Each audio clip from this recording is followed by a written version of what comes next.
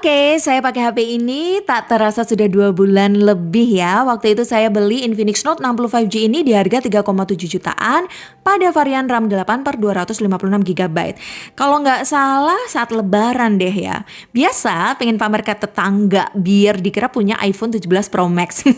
Yap, desain HP ini kalau dilihat dari belakang 70% mirip iPhone. Apalagi jika HP ini pakai casing dari paket penjualannya, makin 80% mirip iPhone. Dan secara hardware pun Infinix 65G sudah dibekali fitur reverse wireless charging dan wireless charging seperti iPhone. Jadi Anda bisa beli aksesoris MagSafe like iPhone. Begitu juga saat kita lihat dari depan pun ya, kemiripannya justru lebih meningkat menjadi 85% mirip iPhone. HP ini punya Dynamic Island yang Infinix sebut Dynamic Bar. Secara rasio layar pun masih mirip iPhone. Rasio HP ini dibuat melebar 19,5 banding 9, punya luas diagonal 6,78 inch berjenis AMOLED. Dibingkai oleh ukuran bezel relatif tipis dan presisi di tiap sisi. Terlebih jika kita pegang di bagian sisi-sisinya, HP 3 jutaan ini makin terasa premium, 90% feel-nya mendekati iPhone. Karena bahan frame Infinix Note 65G ini dari metal solid. Sudutnya halus, tidak tajam, permukaannya pun relatif kasar, tidak selicin seri terdahulunya Infinix Note 50 Pro.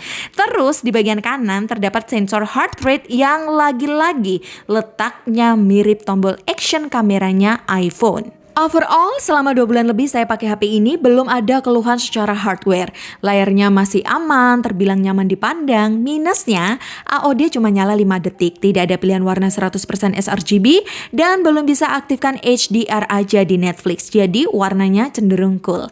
Begitupun dengan frame metalnya masih mulus, belum ada baret walau casing bawaannya bertipe hard case ya, yang cenderung susah dilepas. Mengenai penerimaan sinyal juga oke. Bar 5G Plus di kota kami hampir tidak pernah lepas, mau diajak nge-mall di area parkir maupun diajak membolang, sinyal 5G masih dapat.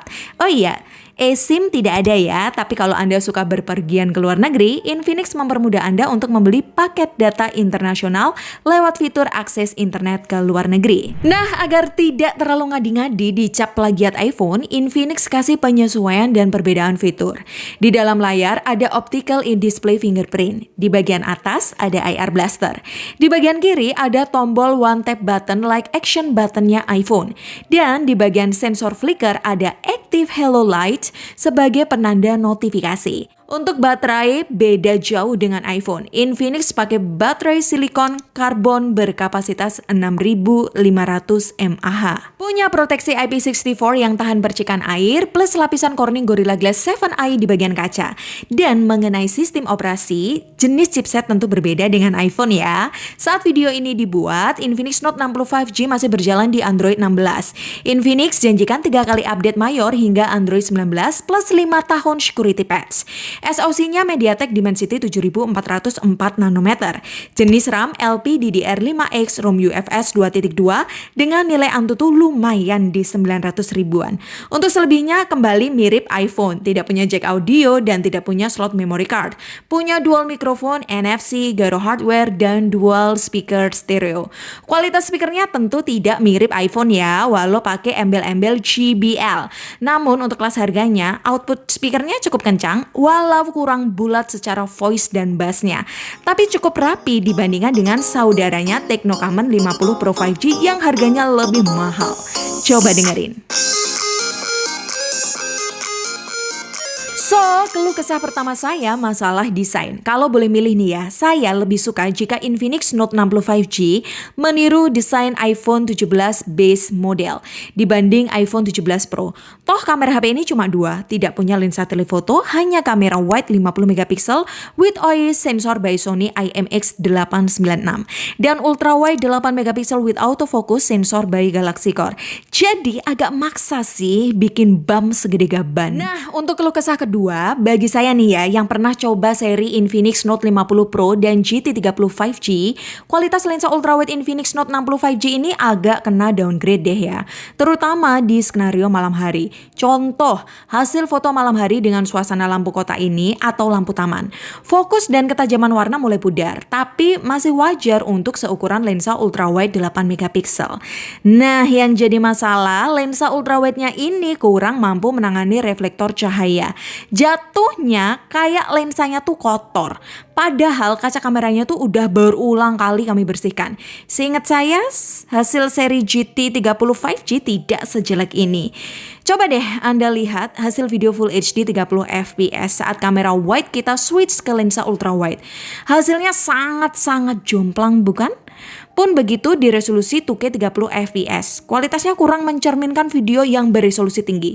Untungnya untuk foto ultrawide siang hari masih cukup enak dipandang. Next, masih berhubungan dengan kameranya, kita coba bahas isu berbagai forum. Yang kabarnya lensa kamera HP ini mudah berembun after record video. Anda boleh percaya atau tidak ya, karena pengalaman tiap user itu beda-beda. Dan terkhususnya unit kami ini belum pernah alami lensa berembun. Kita pernah ajak HP ini untuk record 5 menitan di lokasi air terjun yang lembab dan basah. Lensanya masih aman, tidak ada embun.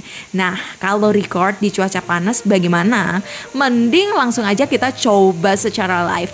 Beralih ke rekan saya Bung Kelik di lapangan olahraga untuk membuktikan. Silakan Pak Guru. Oke, terima kasih kepada Bu Guru Fadila Lafonte LDT di studio. Sekarang kita coba tes video Infinix Note 60 5G ya. Di kondisi siang hari panas terik guys. Sekarang jam 12:30 ya. Apakah setelah after record lensanya berembun ya? Kita buktikan saja guys. Let's go. Yuk guys, di situasi terik siang hari yang panas, suhu HP ini bisa mencapai 47-48 derajat Celcius di bagian lensa. Efeknya, frame rate video HP ini bisa turun. Sisi positifnya, autofokusnya masih bisa berjalan cukup baik. And then, after record video 5 menit, bisa kita buktikan, bisa Anda lihat sendiri, lensa kamera unit kami ini tidak kena penyakit berembun. Bisa dipastikan aman. Penurunan suhu bodinya juga lumayan cepat saat HP ini didiamkan. Jadi jika Anda amit-amit ya, Anda dapat unit yang mudah berembun, langsung aja ke car care terdekat. Garansi HP ini 12 bulan. Siapa tahu sebelum pemakaian 2 minggu bisa ditukar unit baru. Nah, berbeda dengan kamera ultrawide-nya yang agak kurang. Kamera utamanya ini cukup superior ya jika kondisi suhunya proper. Infinix Note 60 5G punya mode video HDR with stabilizer yang bisa berjalan di all resolusi. 4K 30 fps, Full HD 60 fps, dan Full HD 30 fps. Ada pula fitur video ganda dan video bokeh. Terkhusus video low light, HP ini terbilang bagus. Hasilnya cukup terang dengan nuansa malam terjaga. Mampu menghandle cahaya dengan baik, jitter di skenario ini cukup minim, warna masih cukup tajam, objek pun masih terlihat fokus walau gerakannya cukup random. Hasil foto low lightnya juga terbilang bagus. Dengan bukaan lensa f1.5, kameranya sanggup menyerap sumber cahaya lebih walau di kondisi malam hari. Dengan sedikit kasih sentuhan bokeh tipis. Membuat hasil foto lebih hidup, detail tidak kabur, warna masih terpop up dengan benar. Kami cukup jarang ya pakai mode malam karena hasil foto basic low lightnya udah bagus. Baru jika kondisinya remang, minim cahaya boleh Anda gunakan. Nah, secara low light aja sudah terbilang bagus, apalagi di cahaya proper. HP ini tidak ada masalah. Shutter speed cukup cepat menangkap momen spontan. Cuma untuk zoom jauh yang kita sarankan 2 kali atau 3 kali saja karena tanpa lensa telefoto. Kita beralih ke kamera selfie. Bilangan resolusinya standar aja, cuma 13 megapiksel f2.2 sensor by Galaxy Core. Buat foto selfie cukup baik, low light juga cukup aja. Bagi yang mencari fitur live foto, HP ini sediakan. Minusnya, untuk pengambilan video selfie Full HD 60 fps. Saat kita swing ada patahan. Kalau jalan biasa relatif aman sih.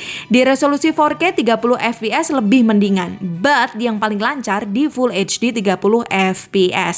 Untuk video call juga not bad ya. Hasilnya cukup terang di cahaya redup. Begitupun juga buat zoom, HP ini bisa berganti background. Lanjut ke keluh kesah ketiga. Pada mesin getar HP ini yang masih kasar. Dan lagi-lagi mesin getarnya tidak seempuk pendahulunya Infinix Note 50 Pro atau Infinix GT 30 5G. Oh iya, mengenai screen protector bawaannya ini agak sesat juga ya guys ya. Mending dicopot aja.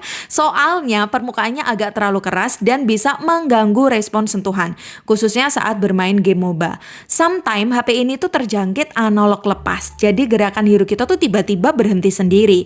Nah, after screen screen protectornya kita lepas, udah deh, penyakit analog lepas itu sudah tidak terjadi. Terlebih di menu X Arena, kita bisa aktifkan fitur mode sekali combo. Nah ya, bagi Anda yang kurang fast hand, bisa coba deh fitur cheat ini. Oh iya, setelah HP ini dapatkan update XOS 16.2, Anda juga bisa pilih resolusi layar.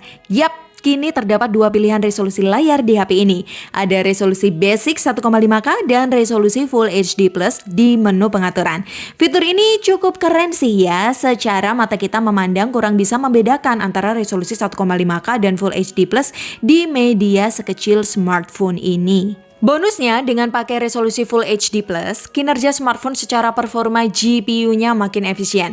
Contoh kecil, kita coba push lewat tes 3D Mark sebanyak 3 kali. Secara suhu dan nilai stabilitas hampir mirip, tapi konsumsi baterai lebih irit.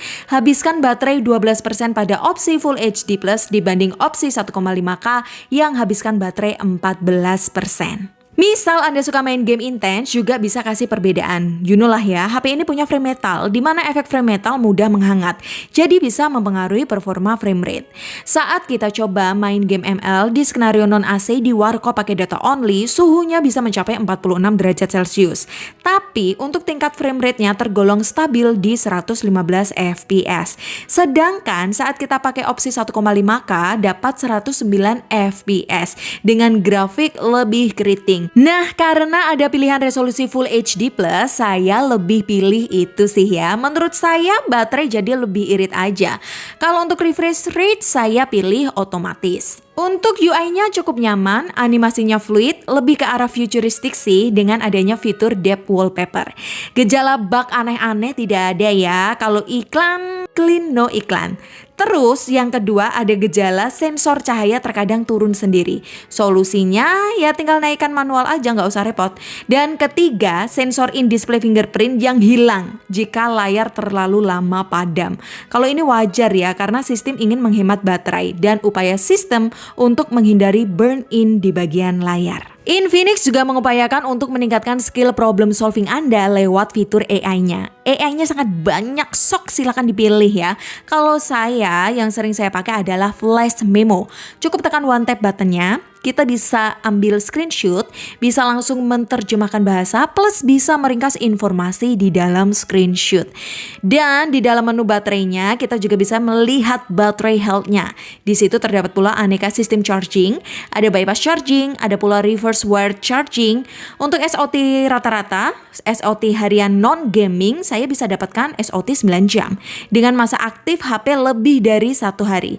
Kalau mau push performa, bisa ke 6 jam. Kecepatan charging sendiri tergolong standar ya, 45 watt aja. But it's okay, toh baterai HP ini awet, jadi biarkan dia istirahat sebentar. Dari 5% ke 50% butuh waktu 45 menit, ke 100% butuh waktu 1 jam 15 menit. So guys, kesimpulannya di harga 3,7 jutaan, HP ini tergolong all-rounder. Tiap lini terisi balance dengan tampilan ala HP premium lewat frame metalnya.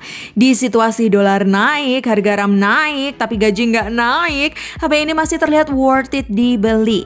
Link pembeliannya sudah kami sematkan di YouTube Shopping dan deskripsi ya. Untuk kamera minus di ultrawide aja sih, tapi lumayan lah ya daripada tidak ada. Kalau untuk kamera utama, kami suka. Anda bisa abadikan momen bersama keluarga di kondisi apapun dan di situasi manapun. Mau terang, gelap-gelapan, Infinix Note 60 5G masih hayu. Baterainya juga hayu, diajak perpergian tergolong awet, bisa jadi power bank dan bisa pula jadi HP flagship lewat wireless chargingnya. Tinggal tempel dan gunakan.